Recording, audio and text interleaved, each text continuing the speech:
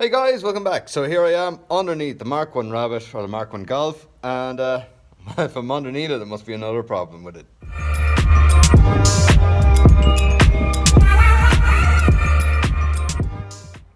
So after 38 years of age, unfortunately the Golf has developed a rust problem. So you can see there's a lovely big hole there, small little bit of rust all along the edges, and massive hole. So yep, I'm going to display some pictures here now.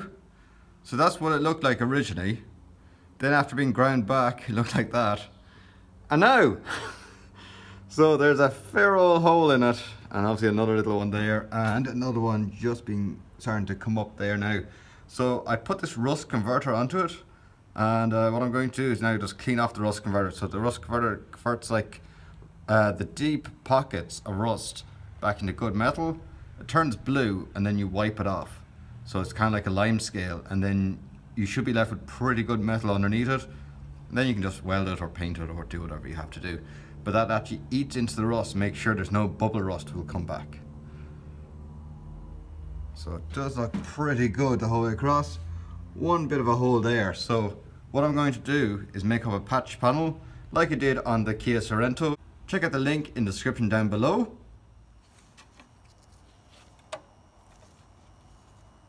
So just after removing that really bad piece, so there's a lovely big hole just there in the center.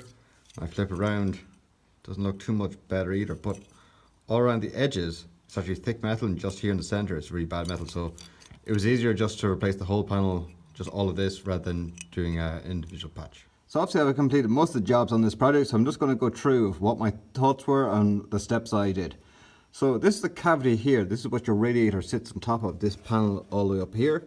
And water can get in, but it can't really get out very well because the holes are very small and they're kind of located up here, so there's a little well for the water to sit in. So the first thing I did was took a drill bit and drilled them all the way out to the biggest size, which I think is 22 mil across, and made sure that I went in fairly deep at the bottom, so there's pretty much no lip now at the bottom. And I had to repeat it a few times all the way across. You can see big holes there. So the reason for that was, one, to let the water out. So the second reason for drilling all the small holes was because I was using this rust converter. What I did was I put it into a small squirty can, and then I was able to use the nozzle here to squirt into each of the holes. If I left the holes the same size they were, it would be too small. I couldn't get the nozzle in, so this gave me enough angle. So when I squirted it in, obviously it would go in straight and just kind of dribble down.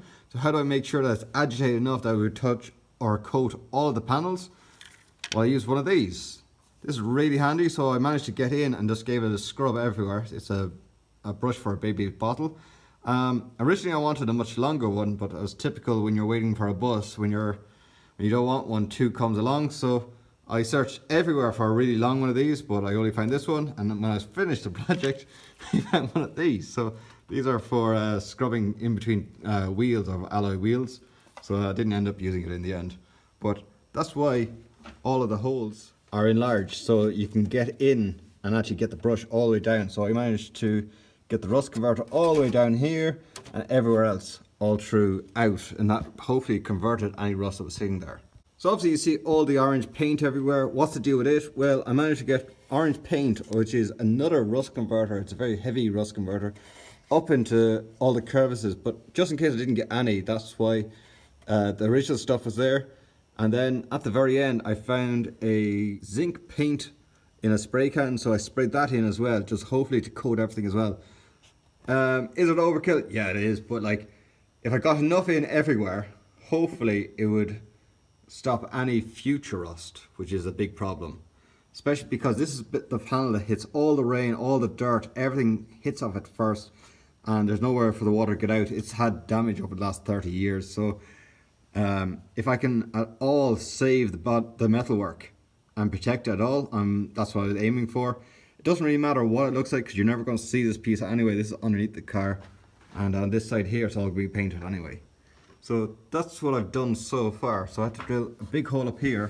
There was already these little small holes, so I never actually drilled a new hole anywhere. I just enlarged the holes, and these holes were big enough to get a brush in. That was the whole idea, and yeah, it turned out pretty well. You can see orange paint everywhere, and it looks a little bit of a mess, but it will all be painted afterwards with my custom color when I'm painting it. Ta-da! So, after a lot of welding, I've welded basically a big giant square here, flattened down all the welds, and then put some body filler on just to make the panel lovely and smooth again. So that's had a few different coats of body filler, so it's all lovely and smooth again.